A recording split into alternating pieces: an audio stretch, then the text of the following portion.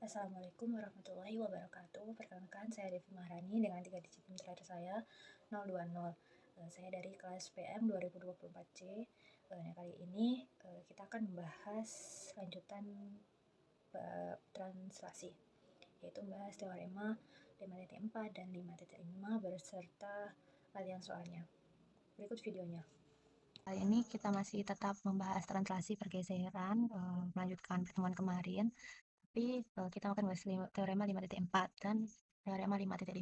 Di teorema 5.4 itu disebutkan kalau S1 dan S2 itu suatu translasi, maka setiap titik, kita misalkan titik A yang berada pada R2 itu berlaku S2 dikali S1 terhadap titik A itu sama dengan S1 dikali S2 terhadap titik A.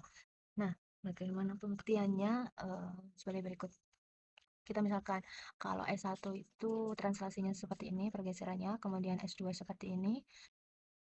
Nah, langkah pertama, kita bisa menggunakan pengandaian. Kita andaikan kalau S2 dikali S1 terhadap titik A itu tidak sama dengan S1 dikali S2 terhadap titik A.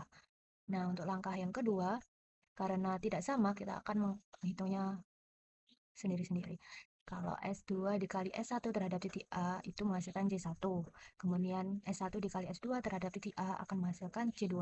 Di mana berdasarkan langkah tadi itu kan tidak sama dengan, maka C1 itu tidak sama dengan C2. Kemudian untuk langkah yang ketiga, kalau kita ambil satu translasi ya, titik A kita translasikan terhadap S2 itu kan menghasilkan titik B. Nah, di mana S1 dikali S2 terhadap titik A itu kan pada langkah kedua menghasilkan C2.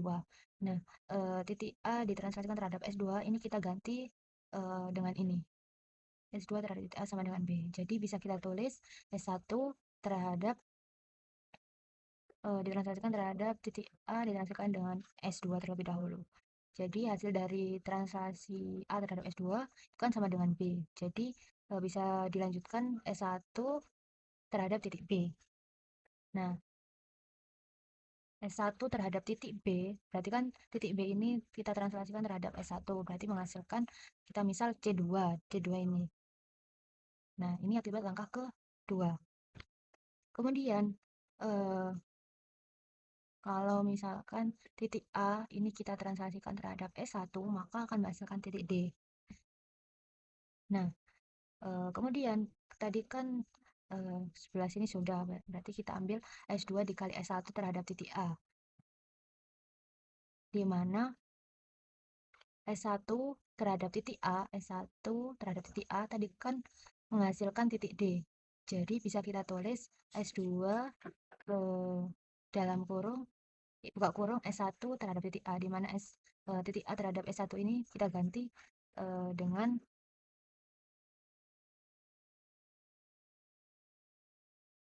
D.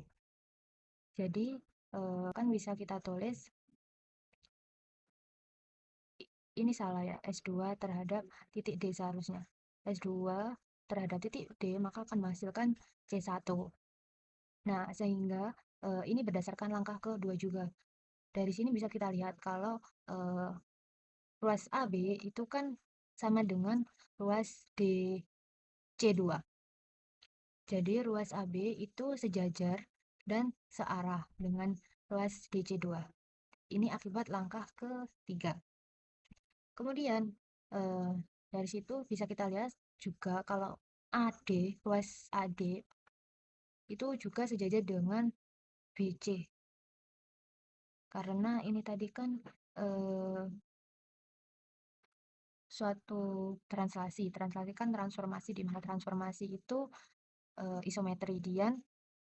Jadi AD itu sejajar dengan BC1 dan juga searah dengan BC1. Hal ini berdasarkan langkah kelima. Kemudian dari langkah keempat dan langkah keenam itu bisa kita simpulkan kalau ABC1D itu kan jajar genjang. Kemudian ABC2D itu juga jajar genjang. Jadi ABC1D sama dengan ABC2D itu sebuah jajar genjang. Hal ini berdasarkan sifat jajar genjang, yaitu langkah yang terdapat pada langkah keempat dan langkah yang keenam. Kemudian di sini karena C1 dan C2 itu kan sama, berada pada titik yang sama. Ini akibat langkah ketujuh atau dari jajar genjang. Kemudian, jadi karena C1 dengan C2 sama, itu berarti kan pengandaian di awal itu tadi salah. Sehingga C1 tadi kan disebutkan S2 dikali S1 terhadap titik A. Nah, sama dengan S1 dikali S2 terhadap titik A. Nah, jadi ini tuh bertentangan dengan pengandaian pada langkah yang pertama. Jadi yang benar itu S2 dikali S1 terhadap A itu sama dengan S1 dikali S2 terhadap A. Nah, selanjutnya pada teorema 5.5 disebutkan terhadap translasi vektor AB itu tidak sama dengan 1 atau tidak terdapat titik tetap. Kemudian, semua garis yang sejajar dengan ruas garis AB akan menjadi garis tetap. Nah, buktinya itu misalkan ambil titik A, kemudian ambil lagi titik B, di mana titik A dan titik B itu tidak sama. Nah, karena tidak sama, maka terdapat vektor geser, di mana kita andaikan vektor gesernya itu PQ, di mana PQ kan tidak sama dengan 0. Jadi, translasi vektor AB kan bisa kita tulis hasil translasinya itu yaitu x aksen, y aksen, di mana x aksen itu berasal dari x ditambah dengan p, kemudian y aksen kita peroleh dari y ditambah q. Kemudian x ditambah p itu kan sama dengan x, dan y ditambah q itu juga y. Nah, akibatnya maka p itu sama dengan q, di mana kalau kita mencari p kan x dikurangi x juga. Jadi P sama dengan 0. Kemudian kalau kita mencari Q-nya itu juga sama dengan 0. Jadi P itu sama dengan Q, jadi sama dengan 0 juga. Nah, ini akibat langkah yang ketiga. Jadi dari langkah yang keempat, kita bisa menyimpulkan kalau tidak ada titik yang tetap. Nah, selanjutnya kita membuktikan semua garis yang sejajar dengan ruas garis AB itu akan menjadi garis tetap. Nah, misal ada garis H aksen, di mana H aksen itu petah dari garis H. H aksen kan sebuah garis, maka persamaan garis H aksen itu A X aksen plus B Y aksen plus C sama dengan 0. Nah, karena garis H aksen itu persamaan seperti itu, dan maka garis H itu memiliki persamaan, yaitu dengan pergeseran. Berarti H aksen digeser. Jadi AX plus BY plus AP plus BQ plus C sama dengan 0. Kemudian karena garis H aksen itu kan merupakan hasil translasi. Nah, maka hubungannya itu misalkan titik X untuk mencari bayangannya itu X aksen, Y aksen, maka dicari melalui X plus P. Nah, kemudian Y aksen itu dicari melalui Y plus Q. Jadi bisa kita simpulkan kalau X itu dari X aksen min P, kemudian Y itu dari aksen min Q. Jadi kalau X-nya kita substitusikan terhadap yang tadi, jadi A sama A dikali X aksennya kita ganti sebagai X min P, kemudian B dikali aksennya kita ganti Y min Q plus C sama dengan 0. Kemudian maka akan menghasilkan X aksen plus AX plus BY plus C min AP min BQ sama dengan 0. Nah, kita akan menyamakan dua garis tersebut, yaitu dengan koefisiennya kita bagi A dengan A sama dengan B per B. Kemudian maka muncul AP plus BQ plus C per C. Nah, karena A per A itu kan sama dengan 1, itu juga sama dengan B per B sama dengan 1. Berarti kan 1 sama dengan AP plus BQ plus C per C. Kemudian untuk setelahnya itu Karena 1 kita kalikan C, maka menjadi C sama dengan AP plus BQ plus C. Kemudian C-nya kita keluarkan, maka akan sama dengan 0. 0 sama dengan AP plus BQ. Nih, yang terdapat pada langkah kelima. Nah, eh, AP itu akan sama dengan negatif BQ akibat langkah kelima. Jadi, para vektor gesernya itu bisa kita simpulkan kalau P, kalau Q per P itu sama dengan negatif A per B atau gradien dari H aksen sama dengan gradien H. Jadi semua garis yang sejajar ruas garis AB itu menjadi garis tetap.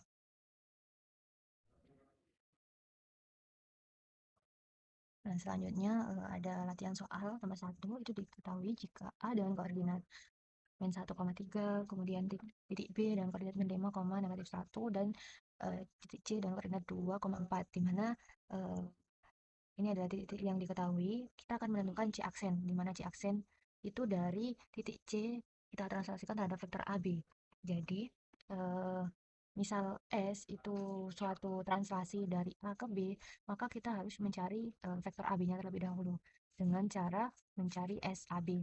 Nah, lagi jadi kita memerlukan titik A dan titik B. Nah, untuk mencari translasinya, maka dengan mengurangkan eh,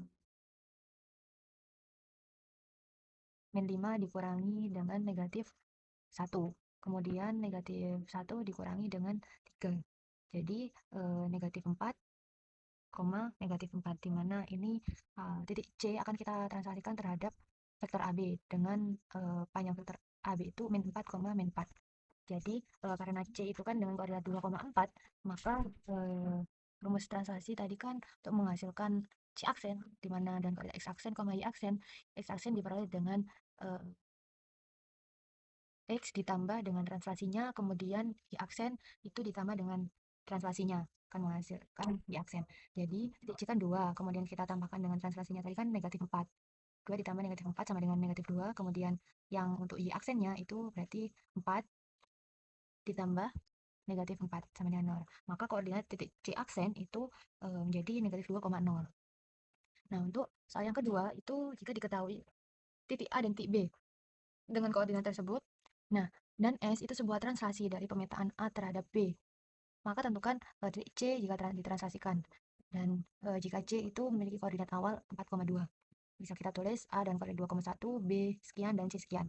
Karena S itu kan tadi sebuah translasi yang memetakan dari titik A dan B, maka kita akan mencari vektor gesernya terlebih dahulu dari A ke B. Jadi dari B-nya dulu ya. Berarti X-nya titik B itu kan 5 dikurangi X-nya titik A. 5 dikurangi 2, koma, negatif 3 dikurangi 1. Maka akan hasilkan translasinya 3, negatif 4. Ini ada vektor gesernya, S, AB.